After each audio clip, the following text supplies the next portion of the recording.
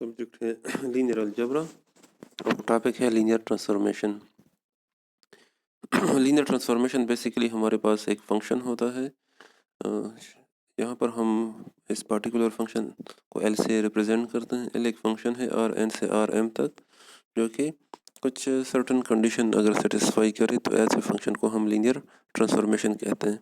पहली condition linear transformation की ये है कि आप डोमेन से दो वेक्टर ले लें u और v, उनको ऐड कर लें और इसके ऊपर फंक्शन ऑपरेट कर दें।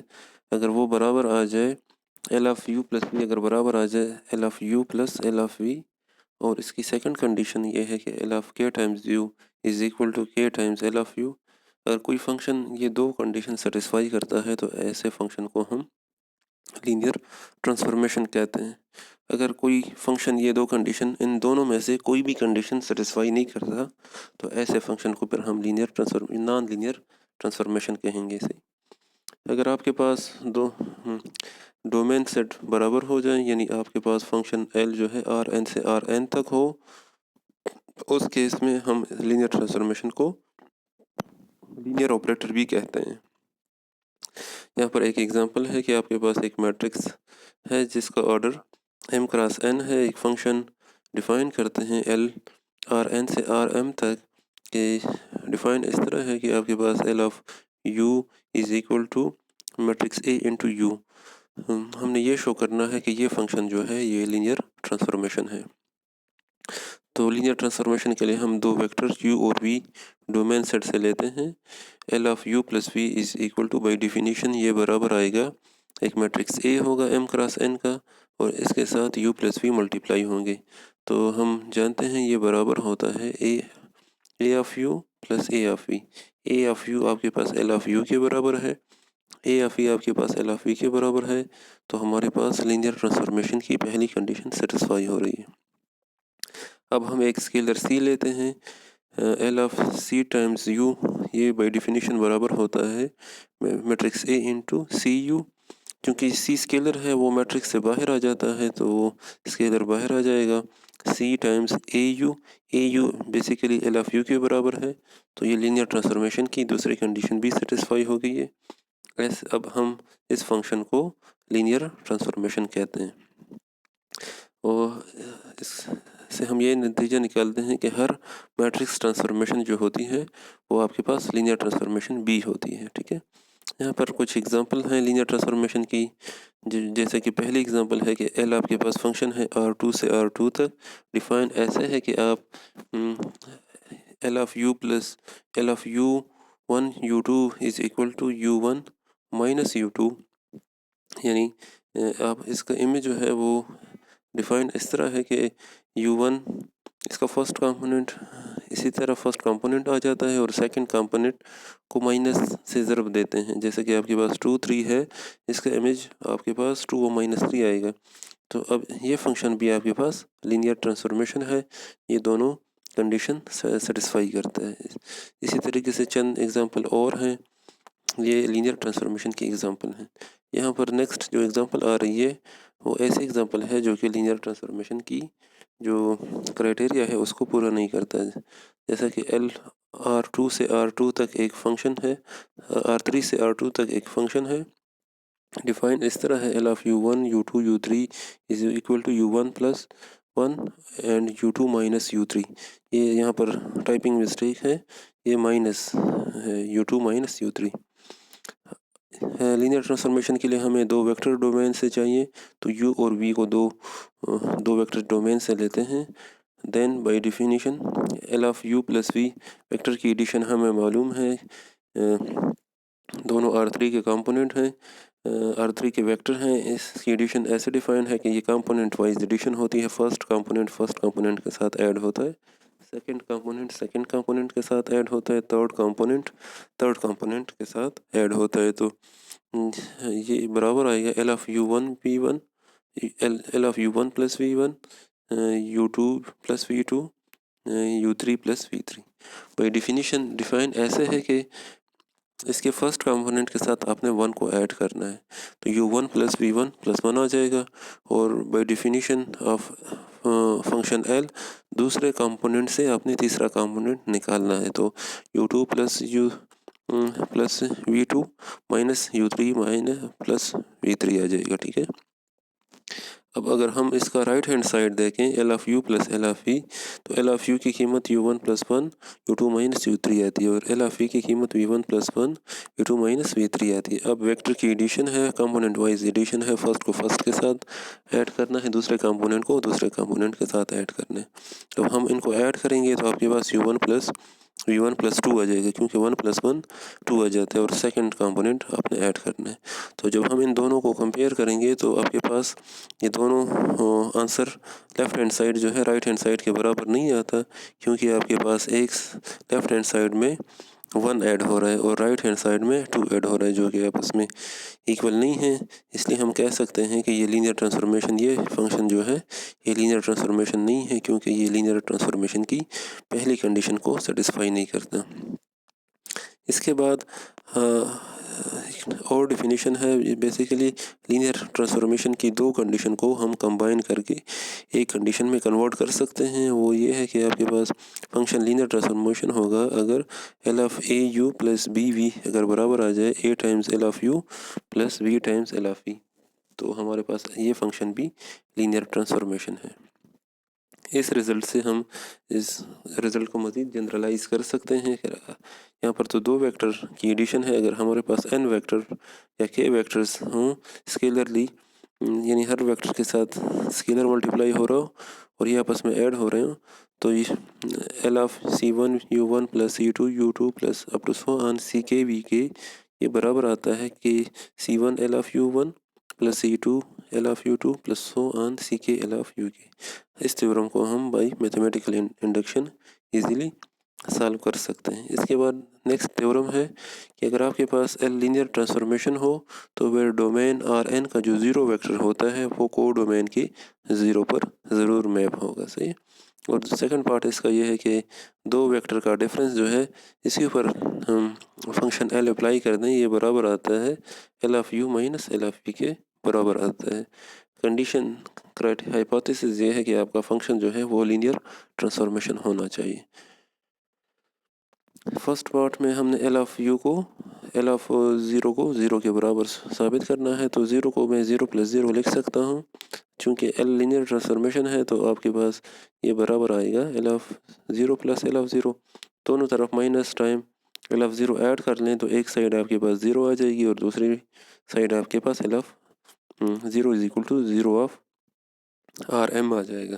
ठीक है, तो ये फर्स्ट पार्ट हो गया। सेकंड पार्ट में हम एडिशन इस सब्ट्रैक्शन को प्लस माइनस लिख सकते हैं, L of U minus V is equal to L of U plus minus V. क्योंकि अब एल लीनियर ट्रांसफॉर्मेशन है तो आप इसकी पहली कंडीशन इसके ऊपर अप्लाई कर लें तो L of U plus L of minus V आ जाएगा। अब माइनस जो है ये स्केलर है, इसको आप बाहर निकाल लें, लीनियर ट्रांसफॉर्मेशन जो सेकंड कंडीशन है वो अप्लाई कर लें तो L of U minus L of V, तो आपके पास दोनों इस थ्योरम के दोनों पार्ट सॉल्व हो गए हैं। इसके बाद नेक्स्ट क्रॉलरी है कि अगर आपके पास एक फंक्शन है आर एन से आर एम तक और डोमेन सेट का ज़ीरो जो है वो को डोमेन के ज़ीरो पर मैप नहीं हो रहा, तो हमारे पास ये फंक्शन जो होगा ये लीनियर ट्रांसफॉर्मेशन नहीं हो सकता। अच्छा, let L of sorry T of zero is equal to W, क्योंकि आपने टी ऑफ ज़ीरो को ज़ीरो के बराबर नहीं लेना, इसलिए मैं इसको डब्ल्यू के बराबर ले रहा हूँ और डब्ल्यू जो है मेरे पास ज़ीरो वेक्टर नहीं है। मैं सपोज़ करता हूँ कि टी लीनियर ट्रांसफॉर्मेशन है तो मेरे पास रिज़ल्ट गलत आएगा, क्योंकि मैंने तो साबित करना है टी लीनियर ट्रांसफॉर्मेशन नहीं है। मैं सपोज़ कर रहा हूँ टी लीनियर ट्रांसफॉर्मेशन है, देन डब्ल्यू को चूँकि डब्ल्यू जो है टी ऑफ ज़ीरो के बराबर है, ज़ीरो को मैं ज़ीरो प्लस ज़ीरो लिख सकता हूँ, तो T of zero plus zero, T जो है इसको मैंने लीनियर ट्रांसफॉर्मेशन सपोज किया है तो T of zero plus T of zero आ जाएगा। अब टी ऑफ ज़ीरो की कीमत डब्ल्यू है तो डब्ल्यू प्लस डब्ल्यू आ जाएगा, W is equal to two W, जो कि हमारे पास कंट्राडिक्शन आ रही है। डब्ल्यू जो है वो टू डब्ल्यू के बराबर कैसे आ सकता है, इसलिए ये हमारे पास कंट्राडिक्शन आई है क्योंकि हमने सपोजिशन गलत की है। अब हम इसे ये नतीजा रिज़ल्ट निकालते हैं कि टी जो है मेरे पास लीनियर ट्रांसफॉर्मेशन नहीं है।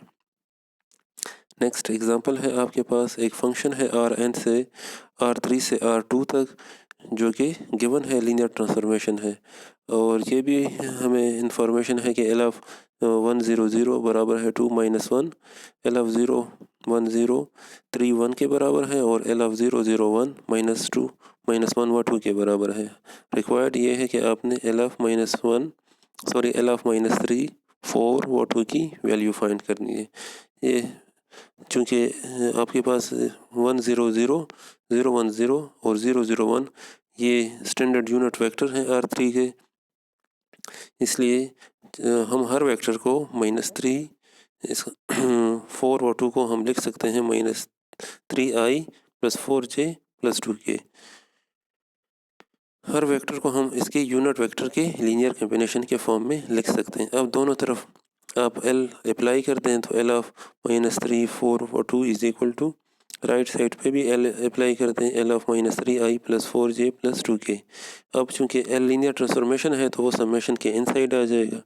और दूसरी कंडीशन में आपने इसके स्केलर बाहर निकाल लेने हैं, तो आपके पास -3 times L of i + 4 times L of j + 2 times L of k आ जाएगा। L ऑफ i यानी L ऑफ 100 उसकी कीमत गिवन है, 2 -1 है, 4 टाइम्स L ऑफ j की कीमत 3 व 1 है और 2 टाइम्स L ऑफ k की कीमत -1 2 है। इसको आप स्केलरली मल्टीप्लाई कर दें, ऐड कर दें, तो आपके पास आंसर आएगा 4 व 11।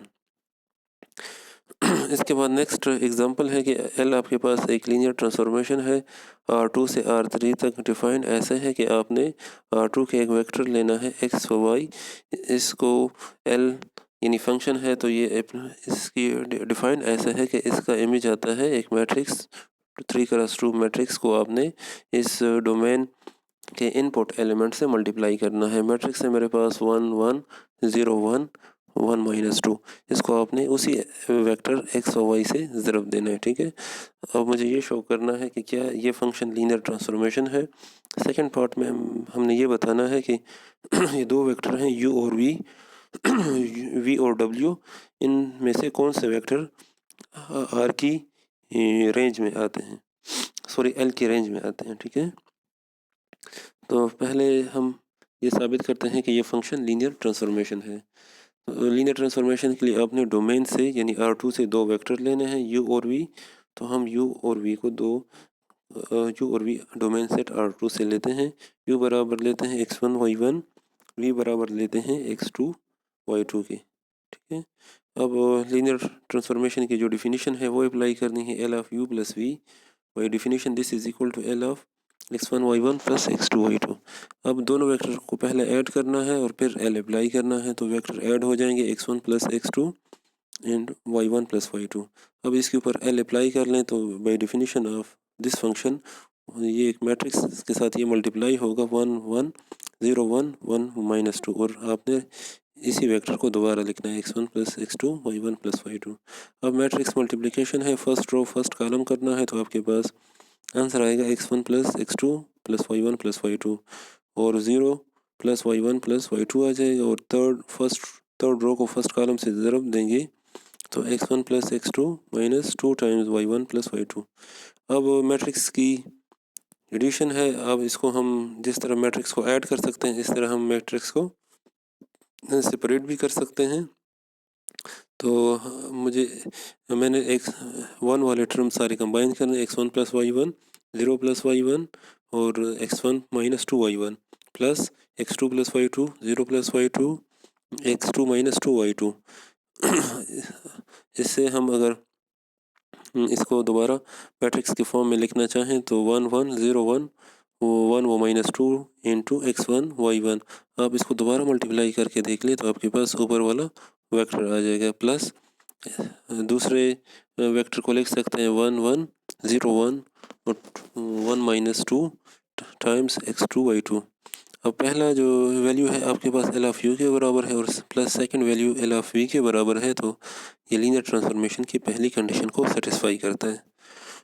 इसी तरीके से L of k times u ये बराबर होता है L of k x1 into के y1।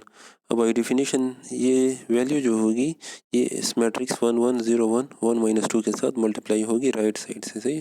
अब मैट्रिक्स मल्टीप्लिकेशन है, फर्स्ट रो को फर्स्ट कॉलम के साथ मल्टीप्लाई कर लें, दूसरे रे को पहले कॉलम के साथ मल्टीप्लाई कर लें और तीसरे रो को पहले कॉलम से ज़रब दे दें तो आपके पास ये मैट्रिक्स ये वेक्टर आ जाएगा। अब चूँकि स्केलर को हम मैट्रिक्स से निकाल सकते हैं तो के बाहर स्केलर को बाहर निकाल लें, आपके पास आंसर आएगा x1 + y1 0 + y1 x1 - 2y1। हम इसको दोबारा इस फॉर्म में लिख सकते हैं कि k times 1 1 0 1 1 - 2 into x1 y1 जो कि बराबर है k times L of u।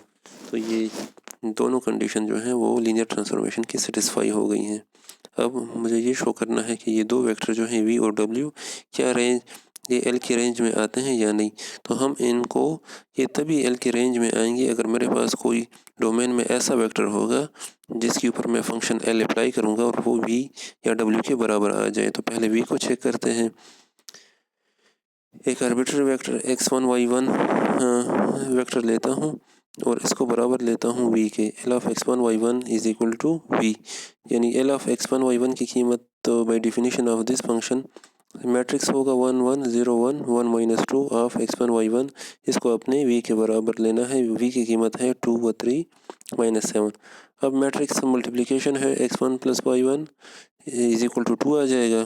फिर आपने कंपेयर करना है राइट हैंड साइड के वेक्टर के साथ और फिर y1 आपके पास 3 के बराबर आ जाएगा और x1 - 2 y1 -7 के बराबर आ जाएगा।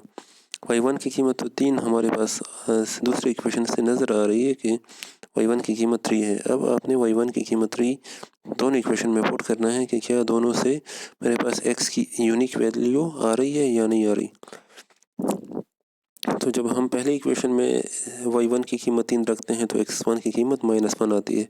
इसी तरीके से तीसरे इक्वेशन में भी अब y1 की कीमत 3 रख लें तो x1 की कीमत -1 आती है। दोनों से x1 की एक ही यूनिक वैल्यू आ रही है। इसका मतलब है कि इस फंक्शन इस v का आपके पास डोमेन सेट में वेक्टर मौजूद है और वो है -1 व 3। -1 और 3 का इमेज आपके पास v आता है। इसका मतलब है v जो है वो L की रेंज में है। अब w को वेरीफाई करना है कि क्या w जो है वो L की रेंज में है। तो बिल्कुल इसी तरीके से ये सारा प्रोसेस w के लिए करेंगे तो आपके पास x1 + y1 is equal to 3 के बराबर आता है, y1 इज़ इक्वल टू 5 आता है और x1 - 2 y1 is equal to 2 आता है। जब आप y1 की कीमत पहले इक्वेशन में रखेंगे तो x1 की कीमत -2 आएगी। जब आप y1 की कीमत दूसरे इक्वेशन में रखेंगे तो x1 की कीमत 12 आएगी। यहाँ पर x1 की दो वैल्यूज़ आ रही हैं जो आपस में इक्वल नहीं हैं। इसका मतलब है कि हम डोमेन सेट में कोई ऐसा वेक्टर मालूम नहीं कर सकते जिसका इमेज w आता है। इसका मतलब है w जो है वो L की रेंज में नहीं है। अच्छा, नेक्स्ट हमने शुरू में ये साबित किया कि हर मैट्रिक्स ट्रांसफॉर्मेशन जो होता है वो लीनियर ट्रांसफॉर्मेशन होता है। यहाँ पर हम ये यानी हमें लीनियर ट्रांसफॉर्मेशन गिवन होगा, हम उसके लिए एक ऐसा मैट्रिक्स तलाश करेंगे जो यानी हमें मैट्रिक्स ट्रांसफॉर्मेशन देगा। यहाँ पर एक थ्योरम है L आपके पास Rn से Rm तक एक लीनियर ट्रांसफॉर्मेशन है। तो हम फिर यहाँ पर एक unique vector unique matrix m cross n matrix A मालूम कर सकते हैं जो कि आपको ये आंसर देगा L of x is equal to a times x for x belongs to. अच्छा, ए का जो यहाँ पर ऑर्डर होगा वो आपके पास m क्रॉस यानी आपके पास अगर फंक्शन Rn से Rm तक है तो इसका मैट्रिक्स A जो बनेगा इसका ऑर्डर m क्रॉस n यानी कोडोमेन का जो कोडोमेन की जो डायमेंशन होती है वो ज़रब डोमेन की जो डायमेंशन होती है आपके पास मैट्रिक्स A का ऑर्डर m क्रॉस n बनेगा। सही है। तो इसको साबित करने के लिए हम एक वेक्टर डोमेन सेट Rn से लेते हैं। x के n कंपोनेंट होने चाहिए। हर वेक्टर को हम उसके स्टैंडर्ड यूनिट वेक्टर के लीनियर कॉम्बिनेशन के फॉर्म में लिख सकते हैं। तो x is equal to c1 e1 + c2 e2 + cn en। अब आपने इसके ऊपर L अप्लाई करना है। L of x is equal to L of c1 e1 + c2 e2 + cn en। चूँकि L लीनियर ट्रांसफॉर्मेशन है तो यहाँ पर लीनियर ट्रांसफॉर्मेशन की डिफिनीशन यूज़ कर लें। c1 L of e1 + c2 L of e2 + cn L of en। अगर मैं मैट्रिक्स A को ऐसा सपोज करता हूँ कि आपके पास मैट्रिक्स A के जो जेथ कॉलम है वो EIJ के बराबर है। ठीक है। तो आप फिर इस इक्वेशन नंबर 1 को लिख सकते हैं L of x is equal to E L of E1 L of E2 L of En of x is equal to AX। आपके पास चूंकि A जो है ये M क्रॉस N मैट्रिक्स में सपोज कर रहा हूँ और इसके कॉलम जो है L ऑफ EJ से के बराबर आते हैं, तो हम इस इक्वेशन नंबर 1 को जब इस फॉर्म में लिखते हैं कि आप दोबारा इस L of E1 L of E2 L of En को x के साथ ज़रब दे दे तो आपके पास इक्वेशन नंबर 1 आ जाएगी। और आपके पास जो ब्रैकेट में L ऑफ E1 वो हम यहाँ पर सपोज करते हैं कि ये A का पहला कॉलम बनता है, L ऑफ E2 से A का दूसरा कॉलम बन जाता है, L ऑफ En से A का nth कॉलम बन जाता है। ठीक है, तो इस तरीके से आपके पास L of x is equal to AX इसके बराबर आ गया। अब मैंने ये शो करना है कि मैट्रिक्स A जो है वो यूनिक है, तो अब हम ये शो सपोज करते हैं L of x is equal to BX। A को यूनिक साबित करना है, मैंने A को B के बराबर साबित करना है। चलो, let x is equal to E। अगर हम x एक वेक्टर है, हम EJ के बराबर यानी standard unit vector EJ suppose करते हैं। ठीक है, तो फिर आपके पास L ऑफ EJ आपके पास AEJ के बराबर आएगा डेफिनेशन के मुताबिक। इसी तरीके से L ऑफ EJ BEJ के भी बराबर आएगा, क्योंकि मैंने तो L ऑफ x को AX और L ऑफ x को BX यानी के बराबर सपोज किए। अब आप जो आप कोई सा यानी स्टैंडर्ड यूनिट वेक्टर ले लें। अगर आप R3 के स्टैंडर्ड यूनिट वेक्टर लेंगे, कोई सा मैट्रिक्स ले लें 3 क्रॉस 3 का, उसको आप उसके स्टैंडर्ड यूनिट वेक्टर E1 से मल्टीप्लाई करें तो आपके पास उसका पहला कॉलम आ जाएगा। अगर आप किसी भी R3 क्रॉस 3 मैट्रिक्स को उसके स्टैंडर्ड